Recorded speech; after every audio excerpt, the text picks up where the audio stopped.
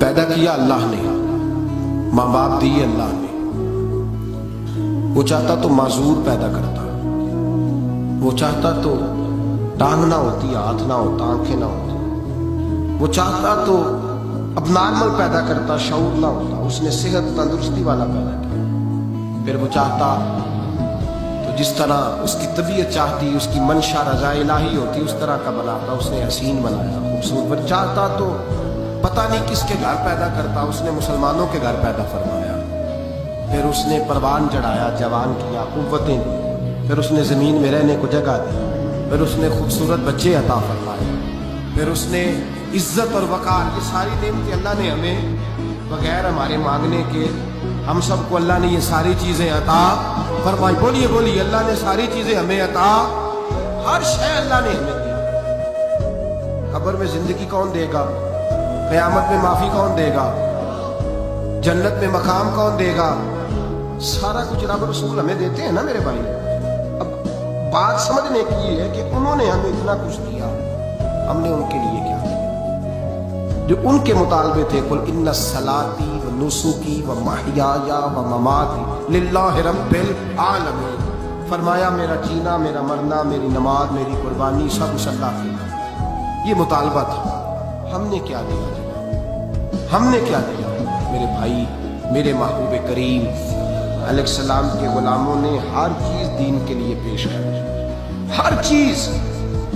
یہاں تو لوگ پوچھتے پھرتے ہیں، پوچھتے ہیں، کہتے ہیں بڑا مشکل گزارا ہے، دین کے لیے کیسے دیں؟ وہاں تو حضرت بلال حبشی بھی دیتے تھے، حضرت عمار بن یاسر بھی دیتے تھے، صہیب رومی بھی دیتے تھے.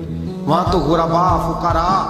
حضرت ابو لبابہ رضی اللہ تعالیٰ عنہ گھر گئے تو کہنے لگے سونے آپ اعلان کرتے ہیں، میری طبیعت پسند نہیں کرتی کہ حضور آپ کے اعلان کے بعد کوئی شے گھر میں رکھوں. حضور میں ہر شے دینا چاہتا ہوں، میری ساری قبول کر لوں.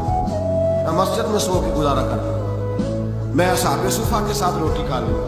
میرے حبیب نے فرمایا نہیں، سارا کچھ نہ دے، ایک حصہ دے، 3 حصے اپنے بچوں کے لیے رکھ لے. میرے بھائی، صحابہ نے ہر چیز پیش کی میرے محبوب، ہر چیز دین کے لیے بار دی، قربان کر.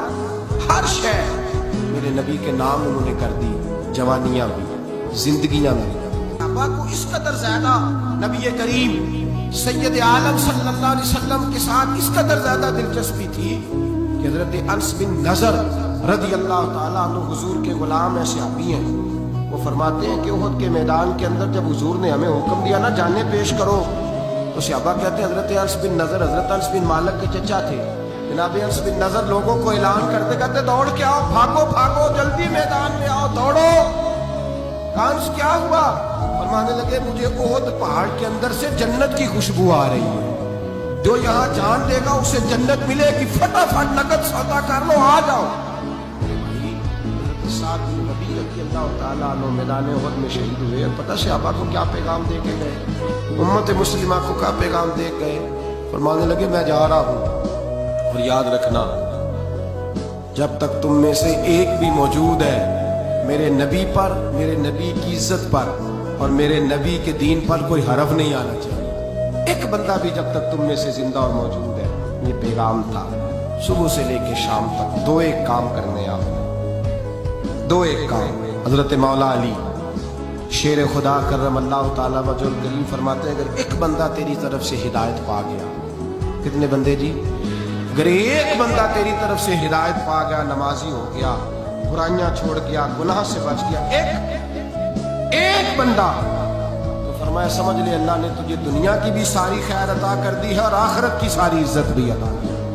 اگر ایک بندہ تیری طرف سے ہدایت پا گیا، صبح سے لے کے شام تک کوشش کریں، کسی ایک کوئی نماز کے لیے لائیں، کسی ایک کوئی دین کی بات بتلائیں، کسی ایک پر ہی محنت کریں، کسی ایک کو ہی کہیں کہ یار یہ گناہ ہے، یہ برائی ہے، یہ بدی ہے، کسی ایک پر جد و جہد کریں.